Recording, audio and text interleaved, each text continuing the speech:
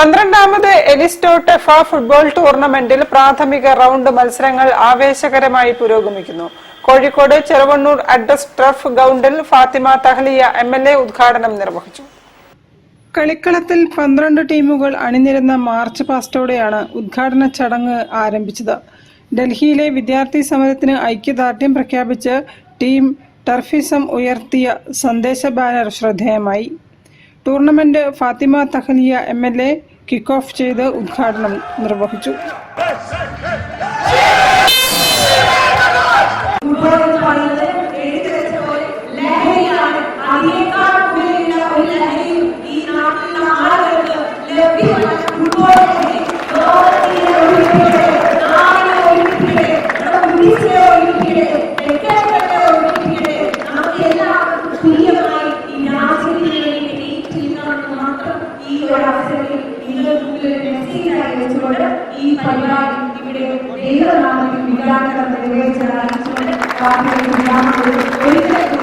ടെഫ chairman Adam OG അധ്യക്ഷനായിരുന്നു. എലിസ്റ്റോ പ്രതിനിധി PT Faiz മുഖ്യാതിഥിയായി പങ്കെടുത്തു.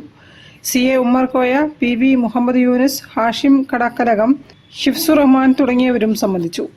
വ്യാഴാഴ്ച നടന്ന മത്സരങ്ങളിൽ യങ്സ്റ്റേഴ്സ് വിഭാഗത്തിൽ ടർഫ് മാസ്റ്റേഴ്സ് 2-1 ടാസ്ക് ചെമ്മങ്ങാടിനെയും ടീം മെയ്ഡ് 2-1 ടീം ടർഫിസത്തെയും പരാജയപ്പെടുത്തി. മാസ്റ്റേഴ്സ് വിഭാഗത്തിൽ ടീം ദോസ്തി 2-0 കീപ് സൈക്കിനെയും അൽമാസ് 3-1 മിയോറ ഗോൾഡിനെയും തോൽപ്പിച്ചു. സെമി ഫൈനൽ ശനിയാഴ്ചയും ഫൈനൽ റൗണ്ട് ഞായറാഴ്ച വൈകിട്ടും നടക്കും. News bureau, Kozhikode. ഒരു ഇടവേള കൂടി. ക്യാൻസറിനെതിരെ പൊരുതാനായി കാലിക്കറ്റ് സിറ്റി സർവീസ് സഹകരണ ബാങ്കും MVR ക്യാൻസർ സെന്ററും സംയുക്തമായി അവതരിപ്പിക്കുന്ന ക്യാൻസർ ചികിത്സാ സഹായ പദ്ധതിയാണ് മാസ് കെയർ.